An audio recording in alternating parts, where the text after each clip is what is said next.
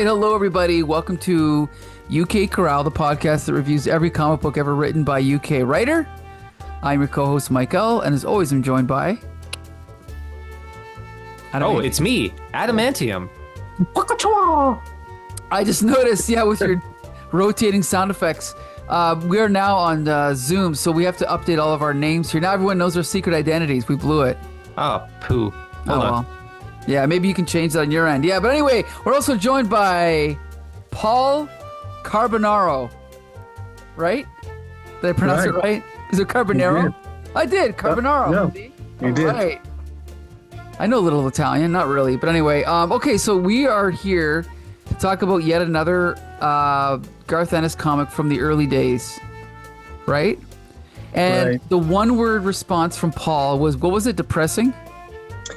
Yeah, but I'm just even sitting here right now thinking, well, he did do it in the late 80s. It's now 2025.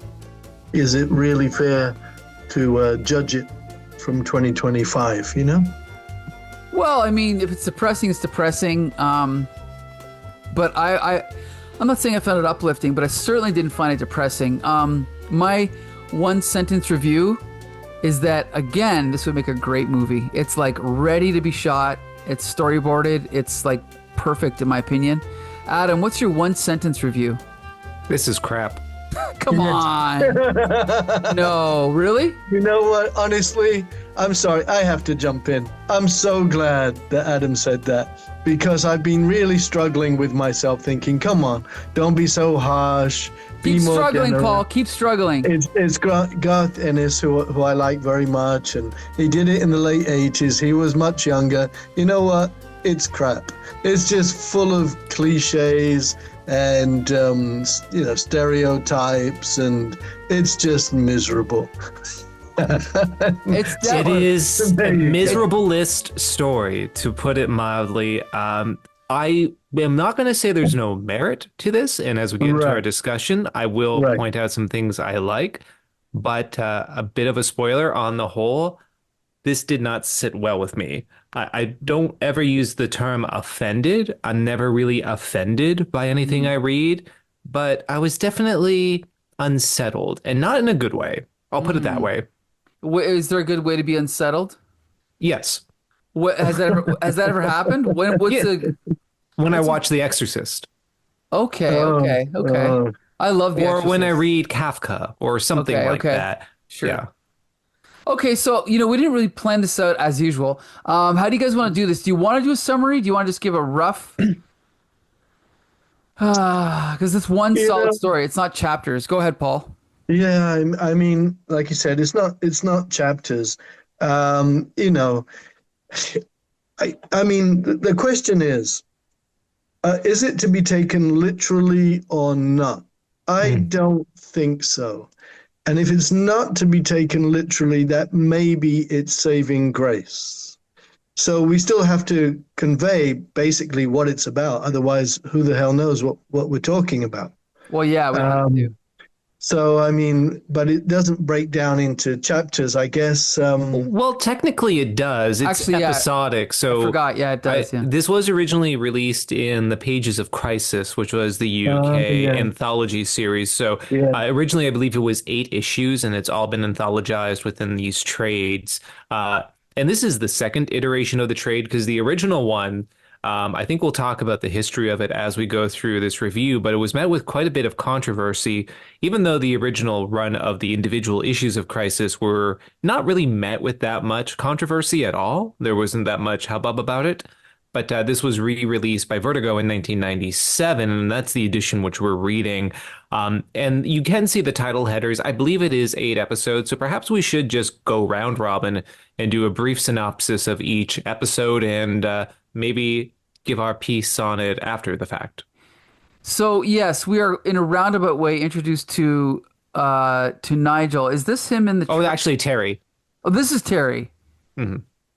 So, Terry in the church. So who? Okay, so the audience stand-in is Nigel or Terry? That's a great question. Nigel. Nigel is the Garth Ennis character, right? Okay. And essentially, he is, yes. Yes, and Terry is the man who's praying desperately that God saves the life of his, wife and baby. Hmm. I might cut all this out because it looks pretty embarrassing that we can't remember who's who. But anyway, Oh, I think we need to have true faith in our audience to sure, let us blunder sometimes. sure, okay. Yeah. So okay. So we are introduced to Terry. Terry's in the church, right? Hmm. Right. Okay. So Terry's in the church. Then we're introduced to Nigel. This is Nigel with these guys at school, right? Hmm. He's kind of being bullied by these guys. Um, and then soon after that, and then we're cutting back to Terry in church. And then I forget all this because to be honest, what I remember the story starting at is when he's sitting at the bar. So most of the stuff is kind of just, slowly getting us into this world. But to me, the story really starts when he is at this is a funeral, right? I don't even remember. You see, Yes.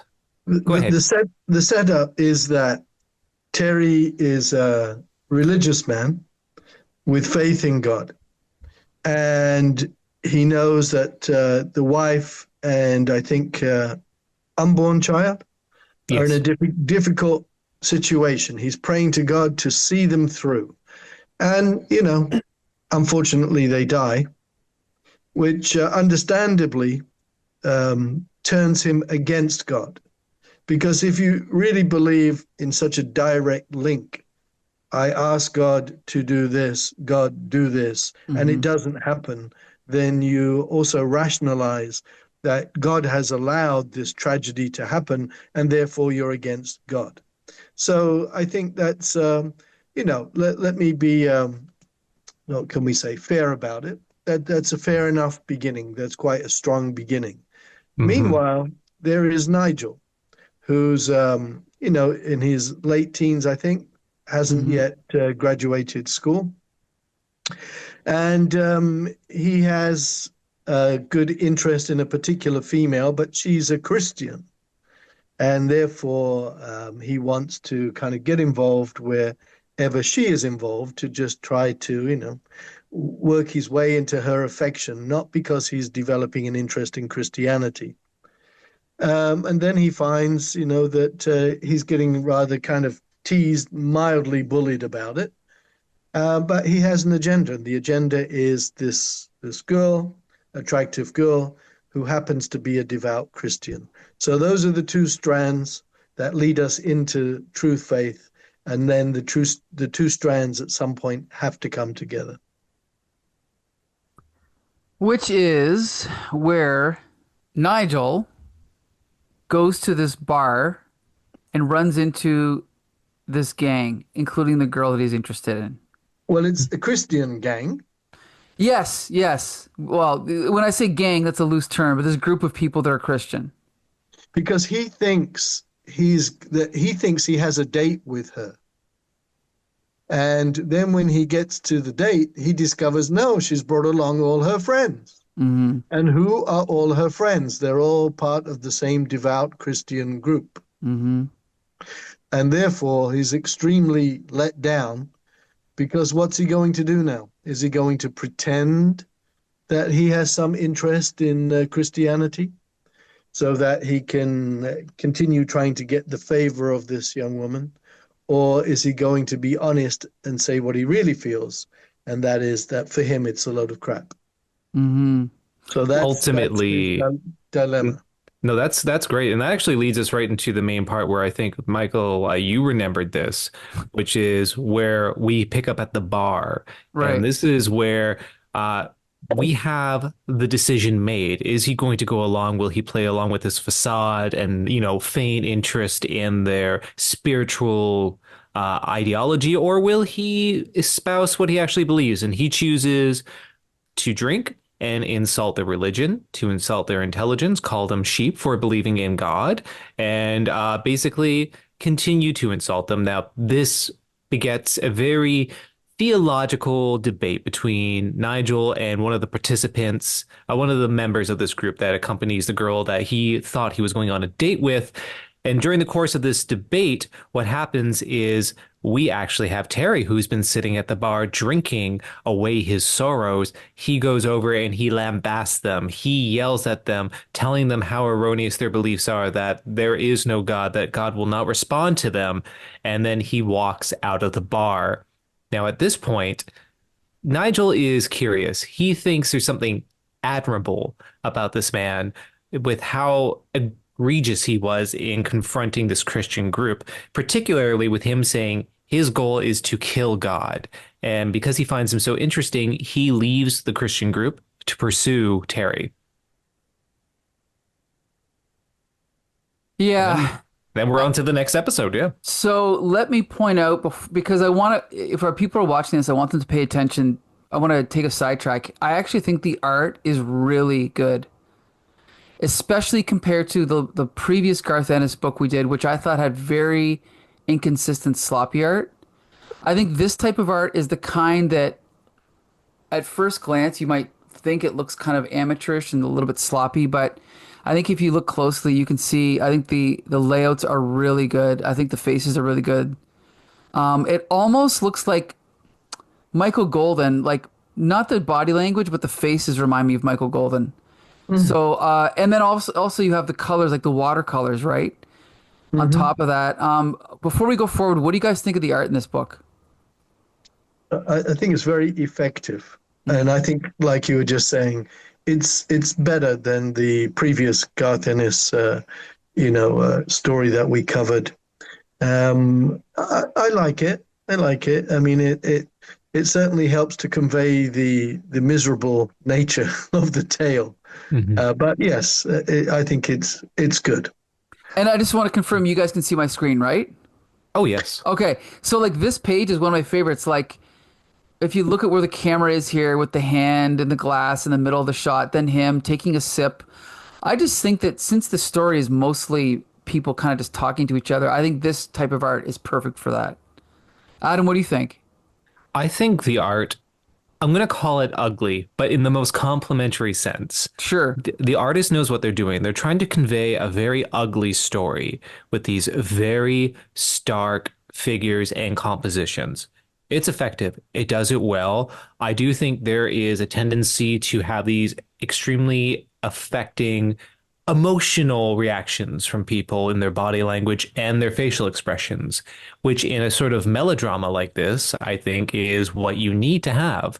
I also do want to touch upon something you said about the watercolor aspect of the coloring.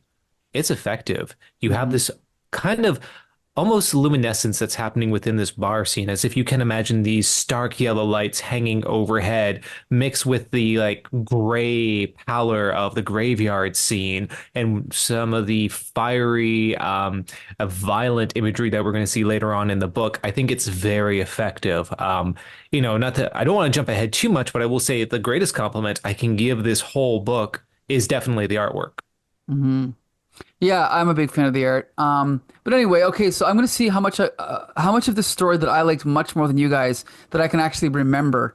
But he follows this guy, and see, it's like I don't know if it's like I have like a mental illness, but like I'm looking at this stuff and I cannot remember. Okay, so he follows the guy to his apartment. Yeah, sorry, go ahead, Paul. This is Nigel following Terry. This is Terry's apartment. So he goes into his apartment. He's kind of looking around, and going through his stuff. He finds, and of course, I wish I was on my desktop and on my laptop. But he finds like a diary, and it says, the deed is done, the chain is pulled, the toilet flushes, which introduces this analogy that this guy uses for the rest of the story. God has failed me. God has become a blockage. I need a plunger. So as this is going on, we're cutting over to, these are these flashbacks or flash sideways? They're concurrent. Yeah. So they're happening at the same time as Nigel is reading the extracts from this diary. Right. And so we're cutting over to Terry going into this church and setting fire to the church. And not only that, go ahead, Mike. And then while this is happening, Terry has a mask on. While this is happening, a priest is in the church, catches him in the act, and Terry shoots him with a shotgun, it looks like. Well, put a pin in that because we're going to come back to that Oh, later on in the story. yep. Okay, so then what's his name? I have these two names listed down, and if I can just keep track of them here. So then Nigel realizes what's going on, so he tries to get out of the apartment, but then just at that moment, he's stopped by Terry, who's holding his gun. He's like, blockage, very bad. That brings us to the end of that chapter. So that was basically the big meeting between the two characters. We're set up with the story of what Terry's going to be like, and and we kind of know where Nigel stands as far as his stance at this point as well. So Mhm. I don't know if you want to pick it up from there because Paul kind of summarized the most of the first one. Yeah, I'll go forward with this part. So this is the fourth episode, The Lawmakers. So essentially, we're getting a back and forth between both Terry and between Nigel. And what happens is we understand a little bit more of Terry's motivation. He's explaining exactly what he wants to do to Nigel, which is make this unblockage, to remove the blockage, which he calls God. His idea, this metaphor that you alluded to, is that there's a type of plumbing blockage that he's calling God feces, essentially, and you have to extract it. And there's only one way you can extract it, and that's by force. And so he is corralling Nigel to follow him around to show him what he's going to do. As we go to the next page, they leave his apartment. There's more back and forth, but it basically ends with a lot of pontification from Terry talking about all sorts of things about how he is going to unclog the blockage, how he is, the savior. There's a lot of biblical rhetoric happening, but it ends with basically Terry saying, "Hey, give me your ID. I'll let you go, but let me take a look at this." Nigel does naively, and then Terry lets him go. He lets him run. So, first off, we understand what's happening, but then when we have Nigel run out, he sees a church in flame and a police officer standing by, and Nigel is aghast. He understands, well, this is what he's talking about. This is the unblockage. He wants to destroy these churches. Again, we'll put a pin in that because this goes to a plot point later on. There's a police officer next to Nigel, and they have a back and forth.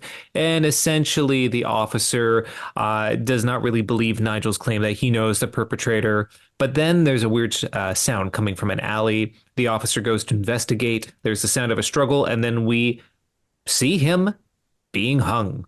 The officer is dead, and there appears Terry right next to Nigel. So that's the end of that episode. Yep. And well, then, Paul, do you want to summarize the next one? Let me just go to it. Okay. So it's page 48. Yeah. This is the prodigal son. And after the police officer has been hung, and with the church in flames in the background, then we get scenes of Nigel's family. Now, they're a very curious bunch.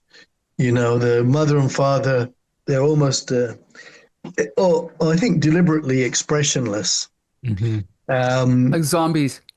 Yeah, they really are. And this is where I get into a look, perhaps more and more of, I'm not sure we're supposed to take this literally, because they're obviously playing a role that Garth Ennis wants them to play. They're not really living, breathing. They're almost like stereotypes. And I think that's they're with Nigel's younger sister. Is that correct? Their younger sibling, I know that for sure, yeah. I think so. Yeah. And from there, Nigel, of course, is trying to make some sense of things, but and so goes home. But we know from earlier that Terry knows where Nigel lives, and Terry, by this point, is clearly a homicidal maniac. And so when when Nigel gets home, what do we find? For me, this is maybe the worst scene in the entire story. His beloved dog, who here looks rather like a werewolf, is pinned, bloodied, killed, and pinned to the front door with blood dripping down from the dog. I'm not sure if he's dead or alive. I guess he might be dead. And it's just a really, really horrific image.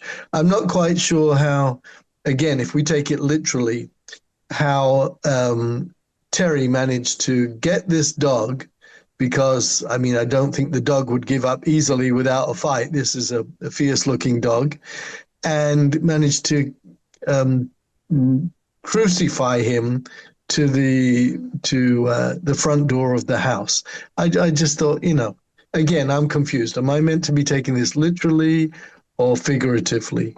And so Nigel is absolutely horrified, as we are horrified, and he takes his dog down from where he's pinned up, and then he runs off, I think, chasing Terry. If you two would like to pick up from here, because it seems to me that he's chasing Terry, then he gets bloodied. Oh, but he's carrying his dog with him, but he gets bloodied on some jagged glass, and now Terry's able to confront him. Yeah, and then it cuts to the next chapter. So now they are together in this. Where are they? They're inside a church. This is a different church? Mm-hmm.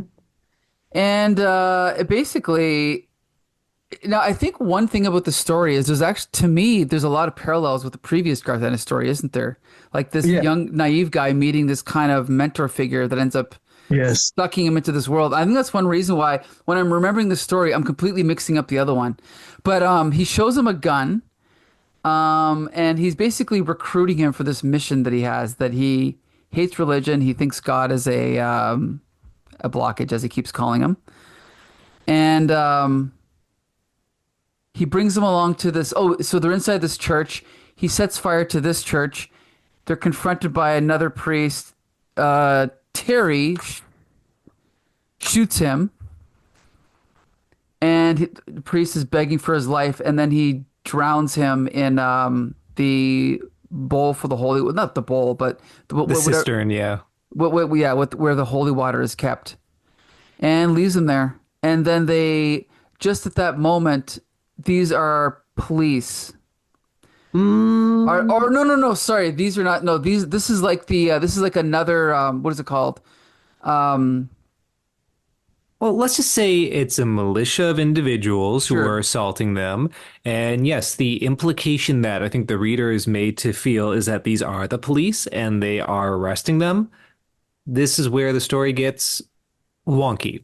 Yeah.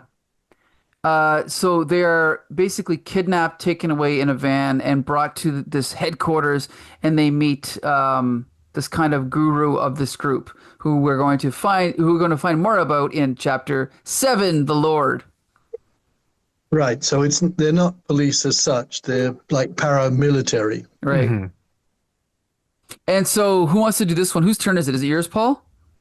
I think it's Adams. Oh, it's Adams. Okay. So basically, we have a supervillain speech happening here. This individual tells them that he has the same plan that Terry does, that he wants to eradicate God, that he wants to kill God, unblock the stoppage, basically. And what he has is this militia, this paramilitary force to help him with it. They ask him his name, and basically, his name is Cornelius Garton, which is a very supervillain name. I do have to admit, it seems a little bit too fantastical for maybe the realist bent that I was assuming they were going for.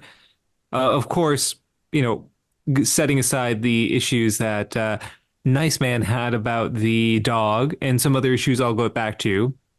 But regardless of that, he basically says they're all on the same mission. They're planning to kill God, and they see God as a cancer. And what's really interesting is there is a sequence where Terry goes, well, he's not a cancer, he's a blockage. And Cornelius basically yells him down saying, nope, he's a cancer. until the part where Terry just relinquishes, bows his head down, and in defeat just admits, okay, fine, he's a cancer. Mm-hmm. And then we pan over to a wall full of armories, weaponry, ammunition, showing what their plan is, which is obviously a violent revolt and assault against established churches. So we go from that to the next sequence. The next sequence, we kind of jump in time where we end up seeing what this group is capable of doing. They assault a church, they set it on fire, and we have the outcome of that, where both Terry and, of course, Nigel are in the back of a van, just kind of contemplating what are they in, what have they got themselves into. And that ends that chapter with the introduction of this strange terrorist organization whose mission aligns with what Terry wanted to do in the first place. And then we get into chapter 8, The Fall, and this is where we get into Margaret Thatcher. I guess. Yeah, now it's you, Paul. Well, I've got to hurry up and get there because I was still poring over some of the past pages. Which page is it? 69. 69. Okay. Nice. I guess. So what do we see? The Fall, lots of newspapers and with headlines referring to prominent people of the time, like when will Kinnock condemn church attacks, because Neil Kinnock was leader of the Labour Party then. And they make fun because Garth Ennis did say that there were some funny parts in it amongst all this kind of misery. And there are some funny parts, I guess. This is one of them, making fun of the Sun newspaper and the Daily Star tabloid rags. The Star says, big and bouncy biblical barbecue, which makes me laugh, I have to say. And Runcie, because I think he was the Archbishop of Canterbury, Runcie just arson around, like A-R-S-O-N. So, yeah, I thought that's very funny. And then there's, of course, Margaret Thatcher in shadow, and they're briefing her on, what's going on with all these church attacks and so on. But it's always in shadow. So she and her ministers, so it all seems very clandestine, really, and so on. And Margaret Thatcher decides it's time to take action. And what action is that going to be? Well, we don't know, because now we cut to Nigel again, and Nigel has come home and he's completely, what can we say? Completely what? Bamboozled is too nice a word for everything that he's experienced. And the parents are still the same, and the younger sibling is still mocking him in some ways, which has gone on since early in the story. So we're with Nigel, and Nigel meets up again with the crowd from the beginning who were teasing him and almost bullying him about his interest in the young woman, the Christian young woman. But then he has a one-on-one with the guy from the Christian group that he most kind of taunted, I guess you could say. Nigel gets suspended from school for this fracas with the Christian guy with the cricket bat. Then he's home again, and he has to announce that he's actually, tells his family he's been suspended. But the parents are such kind of zombies, like you said earlier. I'm not really sure why he's bothered to even tell them anything. And I'm not really sure that they're bothered by anything. So that's always seemed a bit strange to me.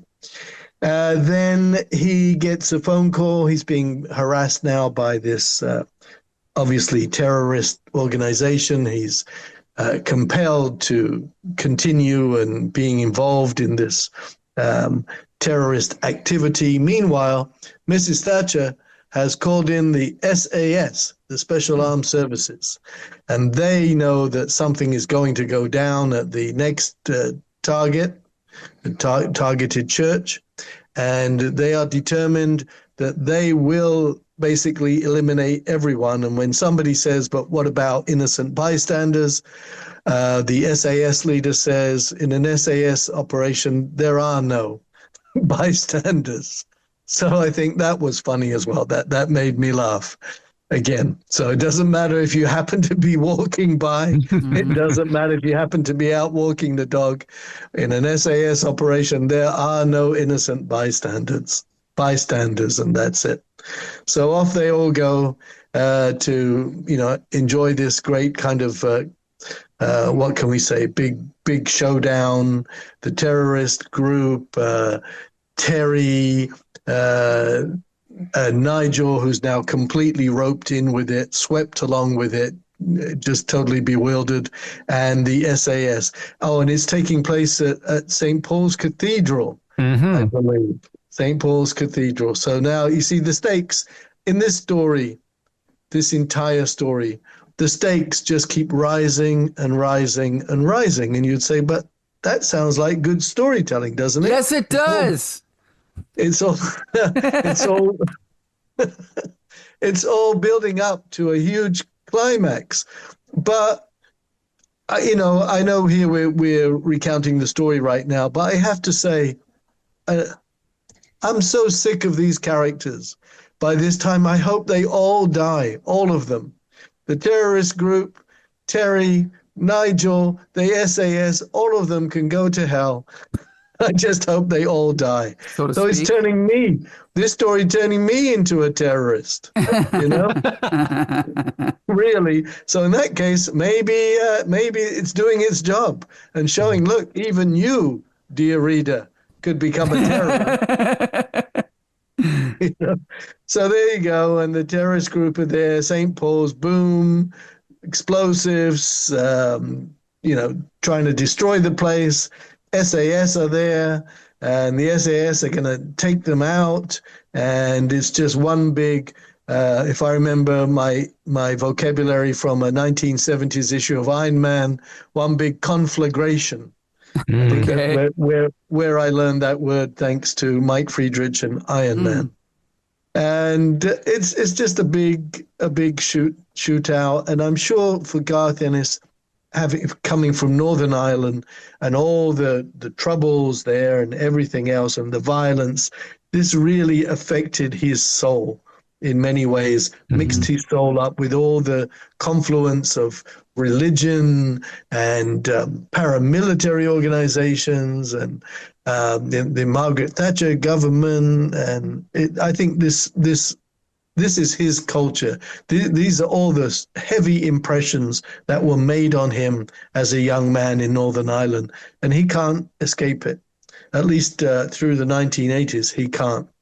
And so we come to the final one, I think, isn't it? The final, False Gods, which is the chapter 10, I guess, even though I said at the beginning there are no chapters, but I guess we can call them chapters. Number 10, False Gods. Would either of you two like to take over this? I think it's my turn. Climax? Yep. Yeah. So a lot of shooting, a lot of burning, a lot of dying, a lot of screaming. And basically Nigel and Terry are kind of locked away in this they're hiding out, right? Yes. And then we're cutting back to the zombie family watching on the TV, which we'll talk about later. I'm fine with their portrayal, but whatever. Yeah. They're kind of, they're filtering it through their own limited understanding of everything that's going on here. Right. But okay, so this is where we get the little twist here, which is where we find out that the leader of this militia actually was the one that killed Terry's, who was it again? His wife and unborn child. Right. And so he's like, I killed her. And it's we'll talk about the quality later. It's a surprising revelation. It's not necessarily handled realistically. I'll leave it at that. Exactly. Right. But, but why would you want, sorry. So basically he admits it, but there's not really any direct ramifications at that moment. And then so as they're kind of explaining themselves, they're going on. Then again, Nigel's like, but he goes, oh, so you could write it all down. And in 2000, oh, he says, sorry, I sparked that off me. It was running around shooting. How do you pronounce? Is it Vikers or Vissers? Vickers, and burning churches, and all the while it had been me. You could write it all down, and in 2,000 years, who knows what they'd be doing? Christ Almighty, they'd probably build a religion around me. So then, what's his name? Nigel is like, but why would you want to kill God? And he says, why?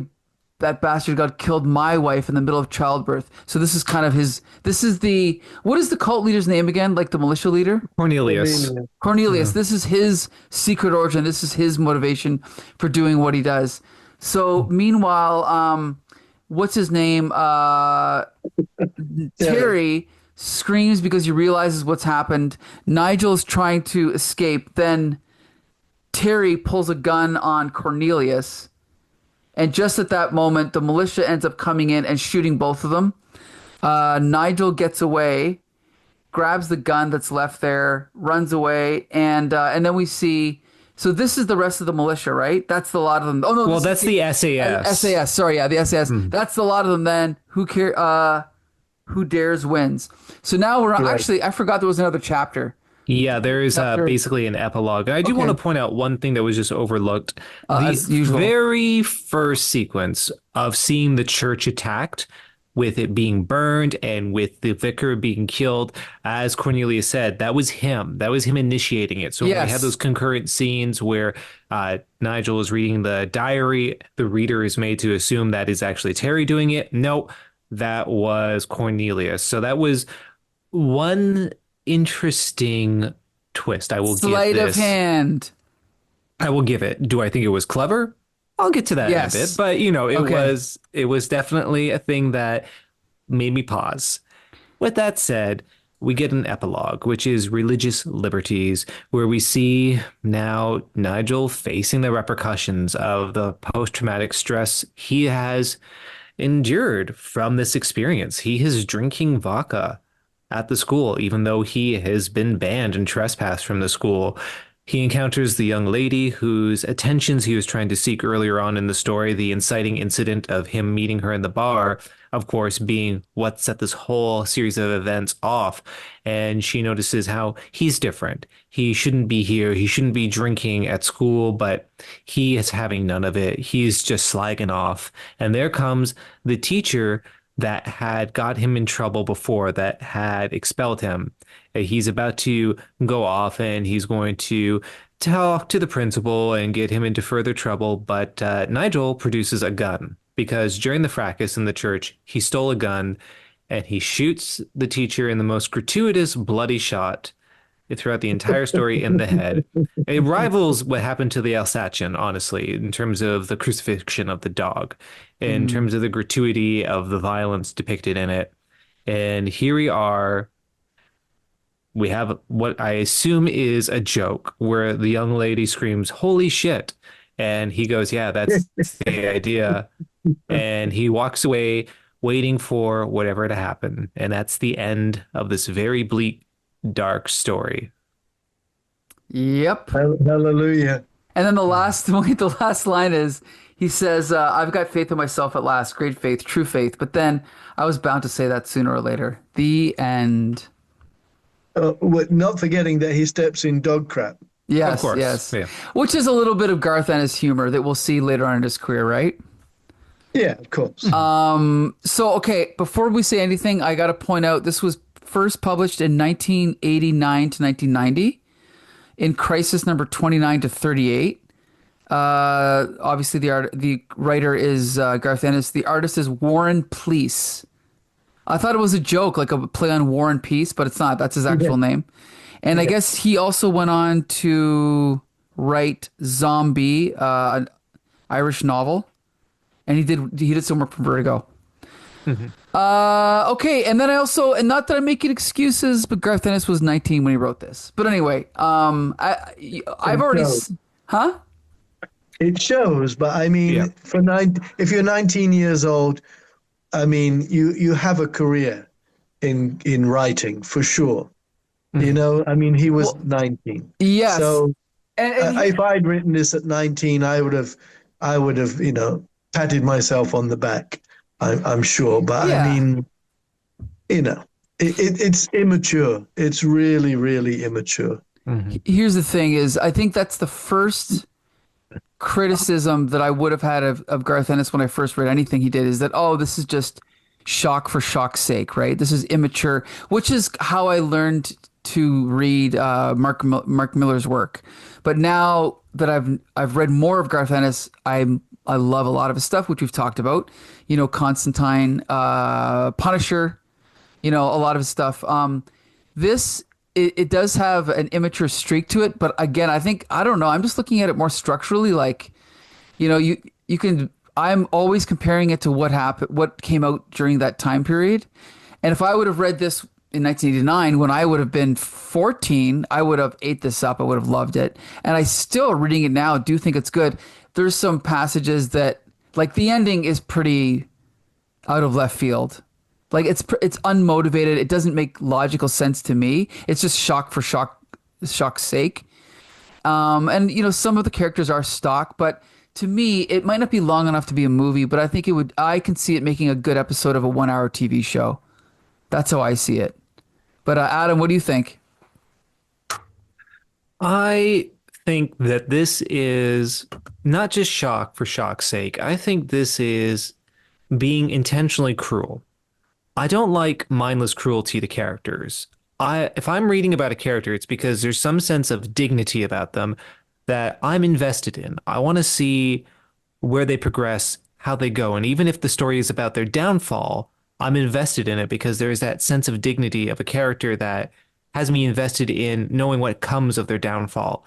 Now, when we get into like satirical works and parody, that's a little bit different because the intention, I think, is skewered. The problem with this, one of the problems I have, is something that Nice Man pointed out. There are points where it feels like it's heading towards being parody, being so over the top and overtly violent to the part where you can't take it seriously. And then there are other parts where I am at least getting the impression that you're supposed to take some profundity, some greater meaning from it, or some investment in the characters, particularly when we're opening up with a man whose wife and child had died. There is a sense of some sort of connection that assuming I'm supposed to feel, and this lapse of faith this character is having. I also think I'm supposed to be interested in this journey. But in the end, what I get are a bunch of horrible characters who are all irreprehensible. Even Nigel himself, who, Garth Ennis has gone on record saying, I hated it. I was basically a self-insurgent and I didn't like myself back then. And it kind of shows in this. And it's like, yeah, it's true. He's a git. He's horrible. The way that he talks to these Christians, calling them all sheep and mindless. And it's like, what makes you so high and mighty? Who are you to cast these aspersions on these people? And the criticisms over Christianity and faith, I don't mind critiques of organized religion. I think there's some powerful works about that, but you have to actually have a point to it. If it's just that they're all sheeple and idiots, well, what is the alternative that you're presenting? The alternative here is a violent group of radical thugs. And maybe the point is neither side is free from criticism, but that's not really the point I'm getting. All I'm getting is that everything is bleak and futile, and in the end, people are dying needlessly. There's such a nihility to everything in this story that I feel in the end, I walked away not even feeling offended. I walked away feeling nothing because I could not feel anything for these characters. And I hated the gratuity of the death of the dog and of the teacher in the end, which narratively I felt served no purpose. In terms of any sort of metaphor or meaning, again, I felt served no purpose. If there was a greater sense of maybe Nigel coming to terms with what he actually felt about religion through the course of the story, seeing the polemic between this group of young Christians and this person who had this terrorist mentality who was attacking churches, and maybe finding a middle ground or maybe coming to some understanding or resolution about his belief system, that'd be one thing. But that doesn't happen. And to me, that means even though artistically this book is more consistent than the previous Garth Ennis story we've read, Mhm. that other one is so much better because there's a greater sense of purpose and profundity and meaning behind it. There's a sense of exploration and growth of the character that I don't see here. Well, if I can give a comparison, it reminds me of, because Paul mentioned the satirical, almost caricatures of like the parents and the family and stuff Hmm. like that. I think there's a weird level of parody from the 80s and maybe early 90s that we don't see anymore. And I'm thinking of a movie like, say, Heathers. Remember Heathers? I remember Heather's. Yeah. My argument would be, though, I still care about the characters, and there's still a sense of development over the main characters for that, because throughout the course of it, it's consistent. Tonally, it is an exaggeration, but it's done in such a way where you do see a growth in the characters and a change of their perspective. I don't see that here. I think, well, let's put it this way. Heathers is a better story, but I think I personally, it's almost like I guess I enjoy or I admire Garth Ennis more for even addressing this feeling or this topic than I criticize him for not having a solution or an alternative to it. Like you kind of pointed out, all he's doing is just kind of throwing shit at organized religion without offering an alternative. And I guess in a greater, a better story, he would have done that. But I'm still okay with this kind of just expressing a raw, what's the word I'm looking for? Like not unfocused, but Like unmitigated sort yeah, of aggression or yeah. anger. I don't disagree with you, Mike, but I think context plays a lot for me, and I'm Mm, going to admit bias. I do love certain Garth Ennis stories. I can't stand Preacher. I think I've made this clear, where I feel Preacher is the epitome of the same issue I have. And while that story has some better jokes and there are characters I actually care about, in the end, that entire series ended in a part where I could not care about any of the characters, and it just became one long diatribe over why Garth Ennis was smart and everyone else is an idiot. And I can't stand those types of sure, sure. stories. Where at least with Constantine, I felt like, oh, he's humanizing the character, he's Hmm. giving flaws, and he's giving a perspective, but he's not necessarily saying he's completely right. This one, I won't go as far to say that he's trying to espouse a certain belief system that he thinks is right, because I don't know what he's even saying. And maybe that's my main issue with this. And I'll ask Iceman and I'll ask you, what do you get from this? Because the takeaway for me is I get nothing. Well, first, let's let Nice Man talk for a minute. Paul, what do you get from this? So much and so little. I think this is absolutely the work of a 19-year-old. Hmm. I think it's really forced. Hmm. It's very uneven, so you don't know, this is very serious, or this is parody, or this is satire, or just what is it exactly? I think Garth Ennis just wanted to portray these characters, and it's so ironic that you get to the last panel, and that's the first time that Nigel smiles. It's I think the only time anybody smiles in the entire story, maybe. When Uh, he says, as we've said, I've got faith in myself at last, great faith, true faith, but then I was bound to say that sooner or later. And those words are very uplifting, really, because the greatest faith anybody should have should be in him or herself, well, I agree with that. really. Yeah. Um, but he's got this smile and he's come to this conclusion and he's got these words after he just blew somebody's brains out. So he may have faith in found true faith in himself, but I think it's time to go to jail, for like Hmm. life. So I'm not quite sure. Again, like Adam said, what really is the point of all this? And if it's just pure theatre, maybe Garth Ennis could say, well, I was 19. It's just pure theatre. It's not meant to really be taken too literally. It just builds and builds and builds and builds till you get this absolute all-out, what can we say, Wild Bunch finale. But I loved Wild Bunch, and I don't love this. And You know about also, as you said, it's kind of like Garth Ennis saying, "Hey, I'm smart and everybody else is an idiot." I'm sorry to say this, but I think that is a fairly typical British characteristic.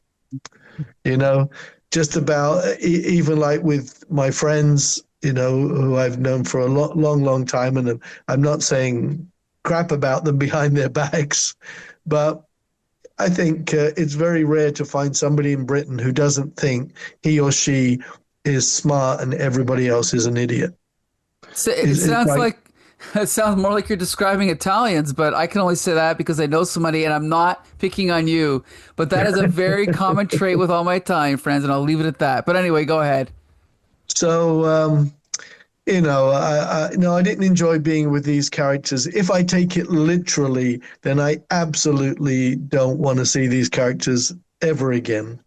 If I take it not so literally, then it's mildly entertaining, like with the zombie parents and so on. And it's quite farcical, really. It's almost like a trip into lunacy. But overall, I mean, he was 19, and this is very, very forced. So, you know, I got through it. Do I ever want to read it again? No. Will I appreciate it more some other day? Maybe. I just Well, want to say, sure. for the apologetics of his age, Rimbaud was 16 when he wrote his poetry. Zoetrope, who is a great teenage novelist, wrote her first novel at 14. All those were exponentially better than this. Yeah. And I'm just going to say, in terms of being an angry young man, sometimes you just have vitriol and you just want to spew it out. And it doesn't have to be coherent. It doesn't have to Mm. make a point. It's just, I'm angry at the world and I want to show it. And I've read works, I've listened to music, I've appreciated artwork that does that. And I get that's what the point of it is. I guess my main thing is this is attempting to say something while also just being pure vitriol. And it's inconsistent because of that. I don't know, as Nice Man mentioned, is this farcical?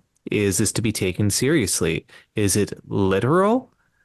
And because of that, it feels inconsistent. Now, I'm being very harsh on here. You could say I have lapsed faith in Garth Ennis, but I do want to say the artwork is exceptional, even though some of the facial proportions at certain parts can be a little bit akimbo.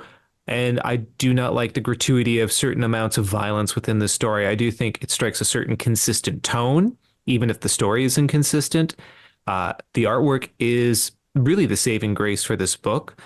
But there are things such as well, Mike was just on a page. If we go back to the church assembly where we see a red drape behind a stage and there's a Oh white wait, circle with a cross within it. where? Oh, I see. Yeah. And it's like, there are points where I go, sometimes imagery can be a little bit too on the nose in terms of what it's trying to represent. And if this is not trying to give you an idea of Garth Ennis's view on organized religion, I don't know what does. And Mm-hmm. yet, when he is as violent and ruthless as the same type of people he's evoking with this image, I don't really know if I can agree with the ideology espoused by the writer. Well, yeah, I'll totally admit that a better writer would have surprised us with an ending that would have given us a better option or a more positive way to see things, right? And whereas in this story, he kind of just ends up becoming exactly what he's been criticizing the whole time. That's basically what you're saying, right? It's not even that he becomes that. He's always been that. And it's not even Mm-hmm. that that's the point. I feel that there is no end point. Even if I took away from this, well, the people who criticize organized religions also have their own beliefs they dogmatically follow and they Mm-hmm. become just as violent or as exploitative as these people that they see flaws in. That would be a point. But there's not even that implication because there is no story arc for Nigel. So he's just goes from one point to the other. He says he finds true faith. How? In yourself? What the heck does that even mean? You've always been a self-assured asshole. Like, look at the way that you're yelling at these Christians in the bar. Mm-hmm. You haven't changed. There is no growth for these characters. But I'm going to point out my other thing that I do want to compliment this book about. Not once did they reference XTC with the character named Nigel, and I appreciate that. He could have slipped in a little joke there, and the parents. He could have done that with the parents, where one says, "Well, we're only making plans for Nigel." I'm so glad they chose to hold back a little bit on that. I'll just say one more thing. I think with me, I almost never enjoy a story based on how much I like the characters. I think I enjoy it more just for plot and more for tone. And yes, the plot does fall apart at the end, but I did like the tone of the story, which is really helped by the art. And it is nihilistic, but it didn't bother me. As I'm flipping through, I'm seeing the shot of the dog again. Yes, some of it is over the top, but knowing it's Garth Ennis, it fits right in with where his career is going to go. But overall, I did like it, and the fact that he is 19, I can forgive. I can forgive it a little bit, and also the time it was out, I can forgive it because, as I said, compared to everything else that was out in 1989, I think it's. I mean, you can criticize it all you want, but I'd still rather read this than almost any other comic published in 1989. Yeah, but then Vertigo went out of their way to publish it in 1997. Yep. And I think it was a good choice.